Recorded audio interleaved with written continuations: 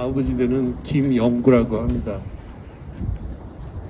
오늘 이 자리에서 연대에서 성명해 주신 노동자들을 보니까 저 같은 제가 20대 입사했을 때 노동운동하던 그런 부분들이 생각납니다. 저도 까맣게 잊고 대한민국이 선진국이 되었다는 착각 속에서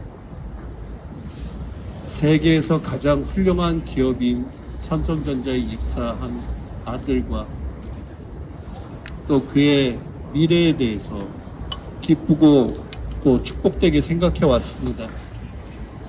하지만 죽어야만 쉴 수 있는 이 삼성전자의 삶에서 과연 대한민국에서 가장 안전한 근로환경이 있는 직업은 어디 있을까라는 의심이 생깁니다. 생후 351개월 태어날 때 아들 모습을 저는 아직도 기억합니다. 만 30이 되기 전에 극단적인 선택을 할 수밖에 없었던 아이가 왜 그런 선택을 했는지 저희 가족과 저는 지금도 항상 질문합니다. 왜, 무엇 때문에 삶의 고귀한 가치인 생명을 날리면서까지 본인이 선택할 수밖에 없었던 그 순간은 어떤 원인이 있었는지. 아들이 회사에 입사한 이후에 점점 말수가 적어지고 힘들어하던 모습은 단지 입사 1년 차의 성장통이라고만 생각했습니다. 그리고 이 적응 과정이 끝나고 나면 아이가 좀 더 적응하고 나아지지 않을까라는 생각을 했기 때문에 안심했습니다. 어느 날 갑자기 삼성전자 동료 직원이란 사람으로부터 전화를 받은 것이 3월 26일입니다. 그날 오후 3시에 연락이 되지 않는다. 그래서 숙소로 찾아가고 있다는 얘기를 들었을 때 그때까지만 해도 저희 가족과 저는 아이의 죽음을 상상하지조차 못했습니다. 그리고 그 직원이 연락했을 때 당연히 저는 제3자가 남의 집을 침범하지 못한다는 상식적인 대한민국의 법리가 적용하는 나라에서 현관문에서 초인종 정도 눌러보고 대답이 없으면 저에게 다시 전화하겠지 생각하고 내가 퇴근하고 찾아보겠다고 얘기를 나눴습니다. 하지만 이후에 1시간 뒤에 저희 가족에게 연락을 해온 사람은 화성경찰서의 형사였습니다. 그리고 정신없이 그날 이후 저희 가족의 삶은 박제되어 버렸습니다. 그날 삼성전자에서 끝까지 경찰서에서 저를 기다렸던 사람은 당일날 아이를 발견했던 삼성전자 화성 공장에서의 신입 이알이라는 직원입니다.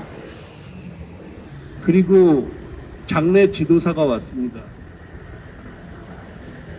저는 다 거부하고 저희 가족장을 치르고 그 뒤에 계속된 가족과의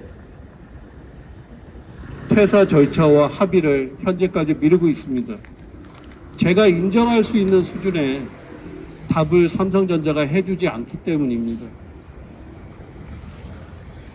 힘들어하는 아이 사정을 이전부터 알고 있었던 삼성전자에서 왜 쉬게 하지 않았는지, 그러면서 모순되게도 성과 발표회까지 끌었던 이유는 무엇인지,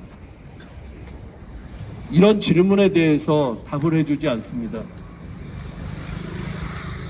마지막 유품을 받으러 삼성전자에 갔던 날 저는 아이가 근무하던 자리를 확인할 수 없었습니다. 아이가 그나마 1년 남짓 근무했던 자리는 보안시설입니다.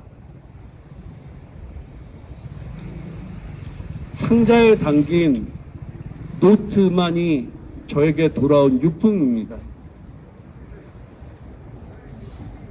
저희 아들은 저희 가족에게는 세상에서 금쪽 같은 금쪽입니다. 오늘같이 추운 날씨를 무척이나 싫어해서 항상 따뜻한 것만 좋아했습니다. 어린 시절 저랑 목욕탕 가는 걸 참 좋아했습니다. 그 시절 항상 아빠 등을 밀어주던 다정한 아들이 지금 제 곁에 없습니다. 경찰 조사 과정은 단순히 끝났고 저는 삼성전자에 대해서 다시 삼성전자와 직원들 대상으로 화성 돈탄 결제서에 고소장 제출하여서 정식 고소로 수사 중입니다. 저희 아들의 죽음이 저희 가족들에게는 슬픔이지만 저희 아이가 죽음 직전까지도 자기 동료 직원들을 걱정했듯이 남겨진 사람들에게 우리 아들이라면 어떤 행동을 했을까 저는 곰곰이 생각해 봤습니다. 아마도 아버지가 그 죽음의 진실을 밝히고 삼성전자가 아니 삼성그룹 자체가 대한민국이 아니라 세계에서 우수한 기업이 되기 위해서는 이런 의문의 죽음을 진실되게 밝히고 재발 방지를 위해서 노력해야 되는 것이 아이가 바라는 미래라고 저는 믿습니다. 삼성전자 좋은 회사입니다. 저도 삼성전자 주주입니다. 삼성전자 주식 사신 분들이 요즘 신이 납니다. 하지만 그거 바라볼 때마다 저희 가족은 마음이 아픕니다. 쓰립니다. 저희 아들이 입사해서 그 고생하고 고통받을 때 삼만전자였습니다. 이제는 대한민국의 미래가 없다. 삼성전자 망했다고 다들 생각할 시절이고 이미 똑똑한 사람들 외국 회사로 다른 나라 회사로 떠날 때입니다. 오죽하면 부회장까지 자살을 하는 시절이었겠습니까? 왜 삼성전자가 저한테 진실을 얘기해 주지 않는지 모르겠습니다. 제가 회사 근무할 때 아인리의 법칙이라는 것을 알고 있습니다.